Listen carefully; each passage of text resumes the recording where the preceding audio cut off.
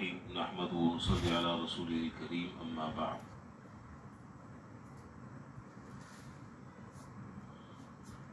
جمعرات کو مسجد میں داخل ہونے کے آداب آپ کے سامنے ذکر کیے تھے۔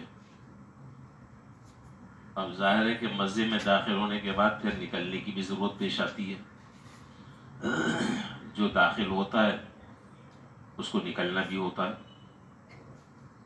تو اب اگلا جو باب ہے اس میں مسجد کے نکلنے کے آداب بیان فرمائے۔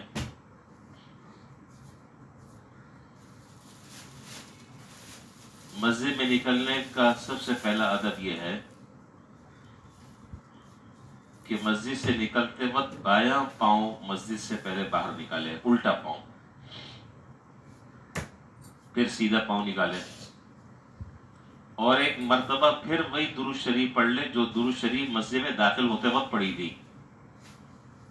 بسم اللہ والصلاۃ والسلام علی رسول اللہ صلی اللہ علیہ وسلم، یا کوئی بھی درود شریف ہو، میں نے یہ بتلائی تھی۔ اور اس کے بعد دعا پڑھے، اللہم انی اسألوک من فضلک۔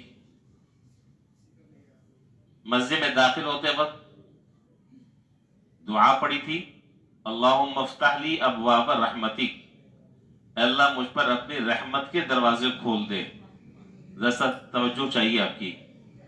مسجد میں داخل ہوتے وقت اللہ تعالیٰ سے یہ دعا کی تھی کہ مجھ پر اپنے رحمت کے دروازے کھول دے، اور اب مسجد سے نکلتے وقت یہ دعا کر رہے کہ اللہ میں آپ سے آپ کا فضل مانگتا ہوں۔ یہاں پر دو مختصر سی باتیں اور بہت اہم باتیں ذکر کرنی ہیں۔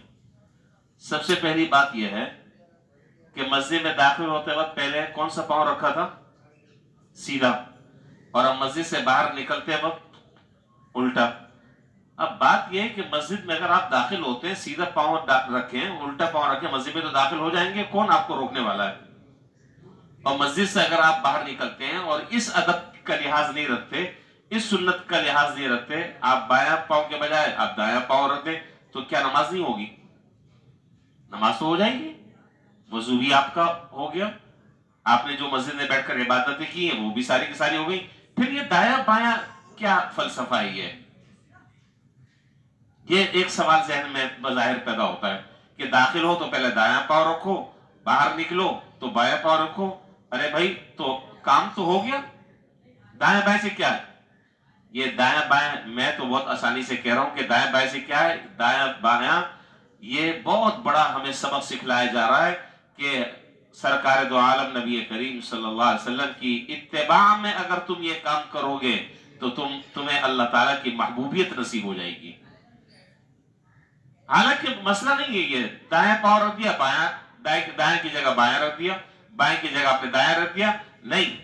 حضور نے جو طریقہ بتلایا اگر اس طریقے سے تم داخل ہوگے اور اس طریقے سے جب تم نکلو گے تو تمہیں اللہ تعالیٰ اپنا محبوب بندہ بنا لیں گے، اور تمہیں اتباع سنت کا ثواب مل جائے گا، سنت پر عمل کرنے کا اجر اور ثواب مل جائے گا، اور ظاہر ہے کہ حضور کی جو اتباع کرتا ہے اس پر اللہ تعالیٰ کی محبوبیت اس کو حاصل ہوتی ہے۔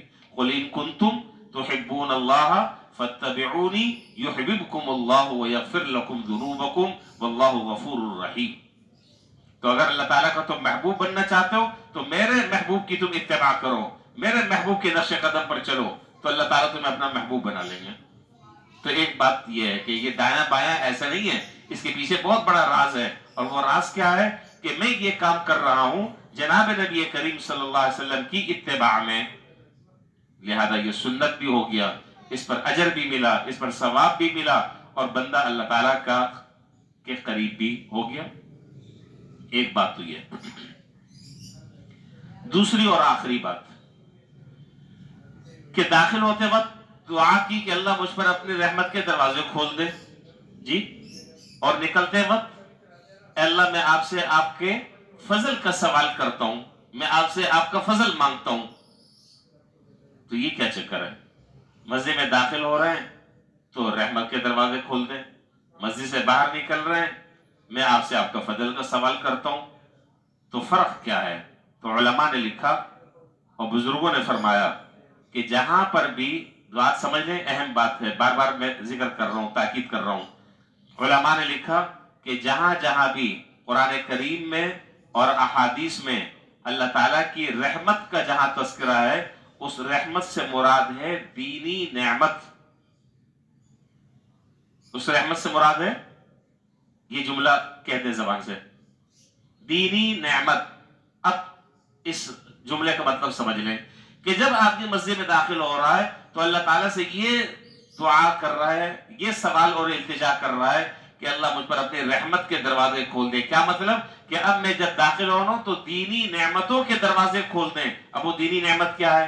میں نماز پڑھوں تو اے اللہ خشوع مجھے عطا فرما دے، یہ دینی نعمت ہے. اے اللہ جب میں نماز شروع کروں تو وہ نماز میرے گناہوں کا کفارہ بن جائے، یہ دینی نعمت ہے. یا اللہ جب میں مسجد میں داخل ہو رہا ہوں تو آپ میری مغفرت فرما دیں، یہ دینی نعمت ہے. اور بے شمار جتنے کام مسجد میں ہوتے ہیں، اس لیے کہ میں نے پرسوں ذکر کیا تھا کہ مسجد میں تو ہر آدمی داخل ہوتا ہے، فاسق بھی داخل ہوتا ہے، فاجر بھی داخل ہوتا ہے، دنیا کی باتیں کرنے والے لوگ بھی داخل ہوتے ہیں، گپ شپ لگانے والے بھی داخل ہوتے ہیں. لیکن اے اللہ آپ مجھے ایسے کام کی توفیق عطا فرمائے کہ جس کام کے کرنے سے آپ کی دائمی رضا مجھے نصیب ہو جائے، یہ ہے دینی نعمت. پتہ نہیں بات سمجھے آپ کے نہیں سمجھے. ایک چیپٹر یہ کلوز ہو گیا. اگلا جب مسجد سے نکل رہے تو وہ اب سوال کر رہا ہے اللہ تعالیٰ سے کہ اللہ مجھے آپ اپنا فضل عطا فرما دیں. تو فضل سے مراد ہے دنیاوی نعمت. فضل سے مراد ہے دنیاوی نعمت. اب ظاہر ہے کہ میں مسجد میں تو نہیں بیٹھا رہوں گا، میرے بیوی بچے بھی ہیں، میرے بال بچے بھی ہیں، میرے عیالدار بھی ہیں، ان لوگوں کا خرچہ بھی میرے ذمہ ہے، کمانے کے لیے بھی مجھے نکلنا ہے، کاروبار کے لیے بھی نکلنا ہے، مزدوری کے لیے بھی نکلنا ہے، محنت کرنے کے لیے بھی نکلنا ہے.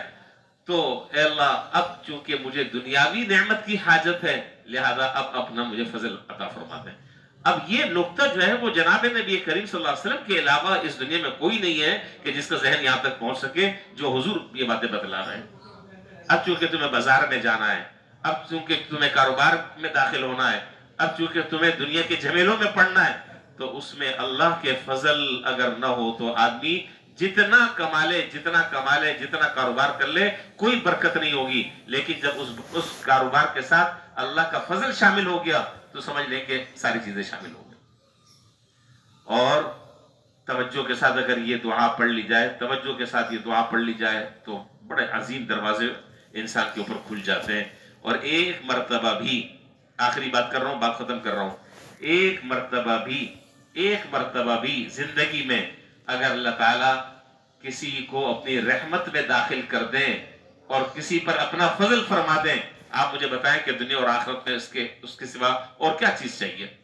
اس پر فضل بھی ہو گیا، اس پر رحمت کے دروازے بھی، تو اس کی تو کشتی پار لگ گئی، اس کو تو دنیا بھی مل گئی، آخرت بھی مل گئی. اللہ تعالیٰ اس حقیقت کو سمجھ کر اس کے مطابق ہمیں عمل کرنے کی توفیق عطا فرمائے.